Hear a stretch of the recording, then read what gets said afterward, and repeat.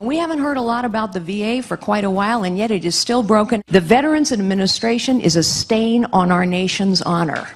GOP presidential hopeful Carly Fiorina calling for change within the Veterans Administration.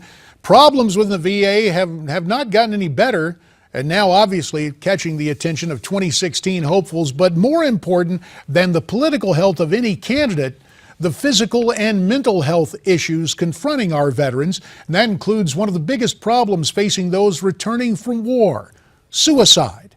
The number of veterans taking their own lives is growing, according to reports. 22 veterans a day commit suicide, and in an effort to decrease that number, the VA established a hotline to help. But according to our next guest, that help was not there when he needed it. Joining us for more on this story, we are pleased to have Skyping in from Florida Air Force veteran Ted Koran. Also joining us from New York, the former Lieutenant Governor of the Empire State and health policy expert Betsy McCaughey.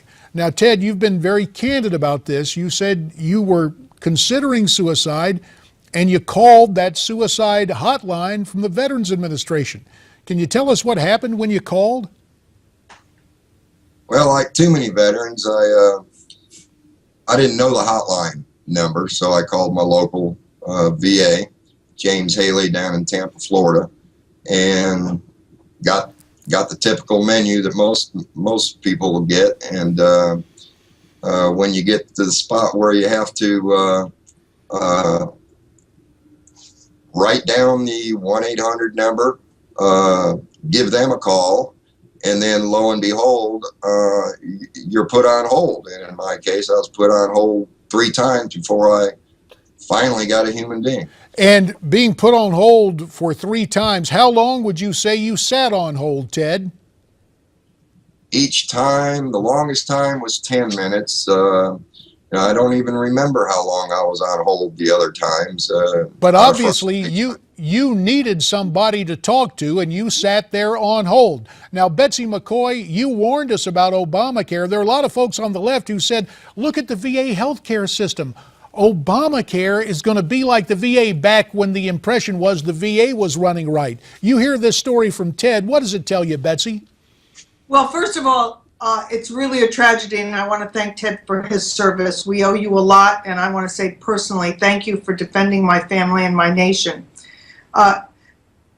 It was clear that this VA bill that was passed last summer was a sham. I actually went to Washington, D.C. and testified before Congress that it was a sham, and I showed them the specific provisions of it that made it a phony fix.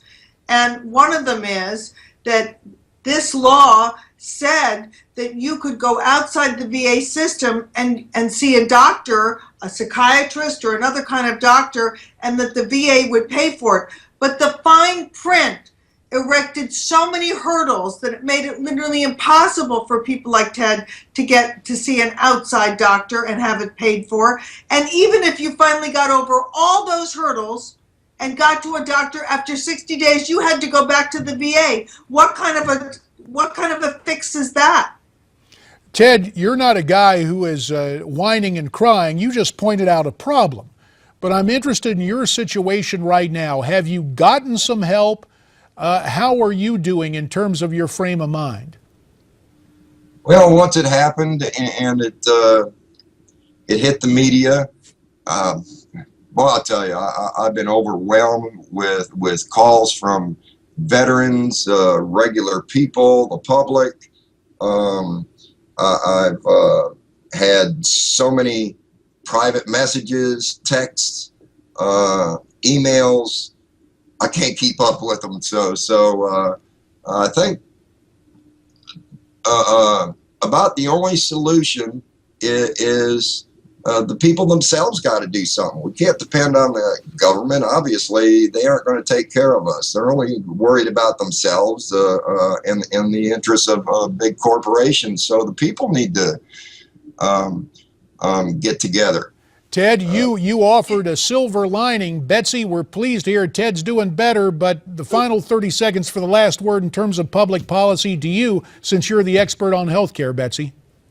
Well, Ted's got it right. We've got to give VA vets a choice. If they want to stick with the VA, fine. but they should be able to go get care from private doctors and have it paid for by the VA and without all of this rigmarole. But even President Obama has taken away the $10 billion allocated for that. This administration is running the VA for the unions, by the unions, and he doesn't care at all about the vets. That'll be the last word. Ted Koran, our thanks. God bless you, sir. We'll be right back.